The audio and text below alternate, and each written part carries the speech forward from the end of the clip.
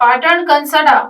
દરવાજા સ્થિત સરદાર પટેલ રમતગમત સંકુલ ખાતે ગુજરાત સરકારની જિલ્લા રમતગમત કચેરી દ્વારા sports authority of Gujarat Gandhinagar આયોજિત જિલ્લા કક્ષાની શાળાકીય ભાઈઓ બહેનોની અંડર 14, 17 અને 19 વયના ખેલાડીઓની રમતગમત સ્પર્ધાઓનું આયોજન કરવામાં આવ્યું છે, જેમાં ગતરોજ ભાઈઓની અને આજરોજ બહેનોની બાસ્કેટબોલની સ્પર્ધા યોજાઈ હતી તેમજ આજે જિલ્લા કક્ષાની જુડો સ્પર્ધા પણ યોજાઈ હતી।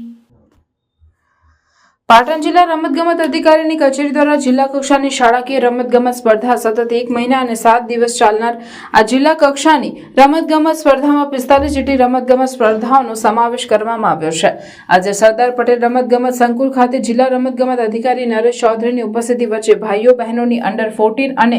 17 અને 19 વયની ભાઈઓ બહેનોની બાસ્કેટબોલની સ્પર્ધાઓ યોજાઈ। આ સ્પર્ધામાં જિલ્લા કક્ષાએ વિજેતા થનાર ટીમના ખેલાડીઓ આગામી સમયે રાજ્ય કક્ષાએ પોતાનું કૌશલ્ય દાખવશે તેવું રમતગમત અધિકારીએ જણાવ્યું છે। સતત 1 મહિના સુધી ચાલનાર જિલ્લા કક્ષાની શાળાકીય રમતગમત સ્પર્ધામાં 45 સ્પર્ધાઓ નક્કી કરાયેલા અલગ અલગ સ્થળે યોજાશે, જેમાં દોડ, લાંબી કૂદ, જુડો, બચ્છી ફેંક, ગોળા ફેંક, ટેનિસ જેવી વિવિધ સ્પર્ધાઓનો સમાવેશ કરવામાં આવ્યો છે।